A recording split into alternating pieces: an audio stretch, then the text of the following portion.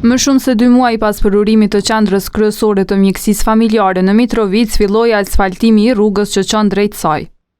Por edhe pas asfaltimit, mitrovicasit do të vazhdojnë t'i marrin shërbimet në QKMF-n e vjetër. Është në fazë duke u kryer inventarizimi i laboratorit, i stomatologjisë dhe i sektoreve të tjerë. Kemi përfunduar inventarizimin e sektorit të kujdesit urgjent të QKMF-s, mjekësisë familjare, infermierisë apo sektorit të intervencës, dhomave për terapinë me infuzione, banatores qendrore. Qytetarët megjithatë shprehin pakënaqësi që nuk po mund t'i marrin shërbimet mjekësore në QKMF-n e re.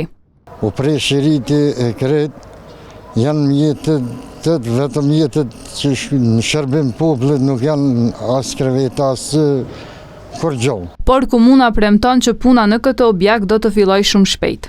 Besoj që gjatë muajit prill do të fillojë ofrimi i shërbimeve shëndetësore në këtë objekt. Objekti i ri i QKMF-s në Mitrovic është bashkëfinancim mes shoqatës Jetimat e Ballkanit dhe komunës.